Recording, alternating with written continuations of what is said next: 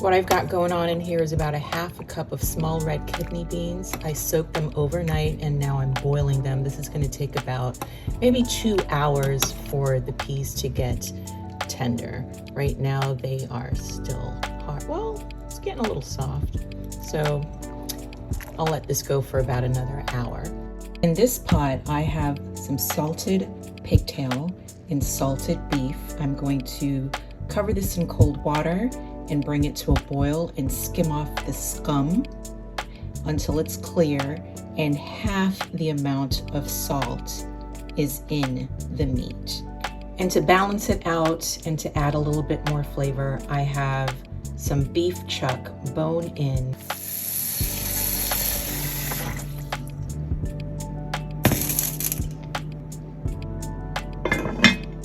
How I season my stew peas is with salt, pepper, herb de Provence, adobo, all-purpose seasoning, the Jamaican kind, turmeric, paprika, and oregano. And once things gets rolling and boiling and stewing and doing its thing, I'll add a dash of pico pepper sauce.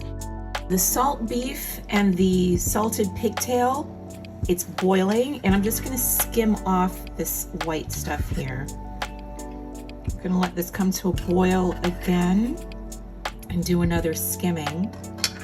Then I'm gonna drain off the water and then boil it one more time, because my goal is to cut half the salt that's in the salted beef and the pigtail. I am putting my air fryer to good use, okay? Because there's a bake feature on here, I'm able to roast whatever meats I want in this little tiny air fryer.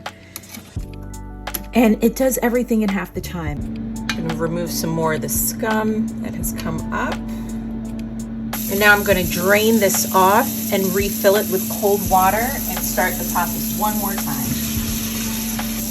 And just so you can see, the meat has shrunk a lot. So that's why I'm adding some more beef to it, unsalted beef to it, just so it could yield more portions.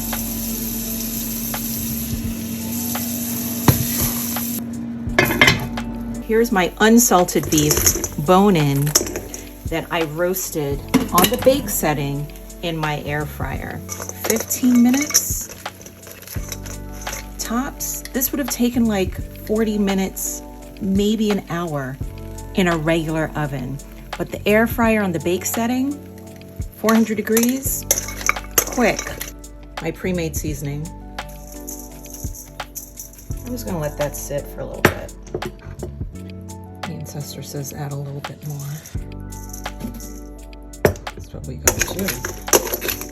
The second round of boiling the salted pigtail and salted beef has come to an end. There's no more scum on top.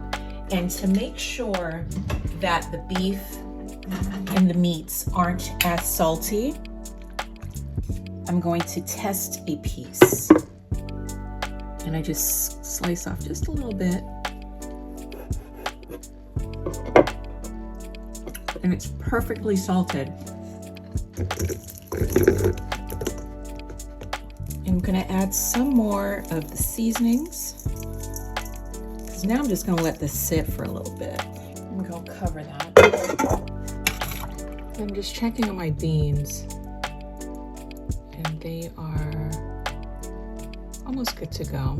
So by the time everything cooks down, the peas will be exactly the way that I need them. But this color right here, the dark color, that's exactly what I need. Because by the time I add my coconut milk in there, it is going to be this nice, bright, brownish, reddish color. Now in here, I have onions, garlic, carrots, red bell pepper, and yellow bell pepper. As this sautés down and it starts to caramelize a little bit and get some color, there's going to be some natural sweetness that comes out of the red bell peppers and the yellow bell peppers and the onions. This has been going for about 10 minutes And now I'm going to add my seasoned beef, pork. What I like to do is to get the seasonings out of the bowl with some hot water. But in this case, I'm going to use the broth from the red peas to rinse out the bowl. And then I'm going to pour it into my meat pot. And I want to make sure this is covered with liquid. The meat is completely submerged. And I'm just going to cover it and let it sit for about an hour and a half. I'll come back and check to see the tenderness and how much of the liquid has evaporated. I'm giving this a stir, and I'm also testing to see how tender the beef is. Knife tender. And the pork, tender. Knife comes right off. So what I'm going to do now is I'm going to add my peas. So I strained the peas.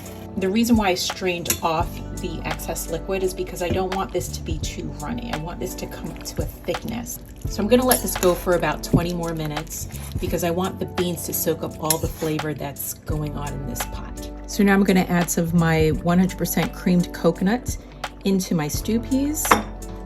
Put it in the center. Give it a little stir. Now the stew peas is already starting to thicken up because the beans are in there. So what I'm going to do to encourage it not to get too thick is I'm going to add some of my reserved liquid from my peas. Cover that. I need spinners in my stew peas, and what spinner is basically just flour and water, and it's a dumpling that doesn't rise. So I use all-purpose flour, a pinch of salt. I'm gonna give this a little toss to make sure that the salt and flour is distributed evenly. I'm gonna make a little well. And in that little well, I'm gonna add some room temperature water. I'm just gonna give that a stir. Now it's starting to come together. I start to use my hands. It comes together nicely. This is how I want it.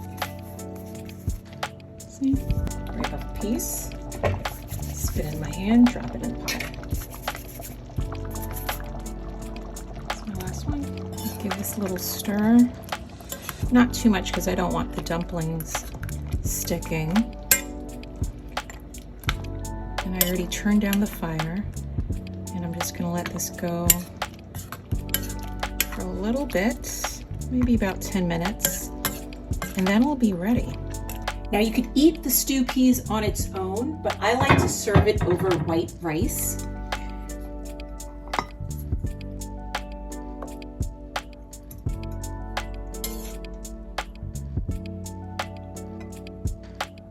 Now there's one little thing that I'm missing in this dish, and that is Scotch bonnet pepper.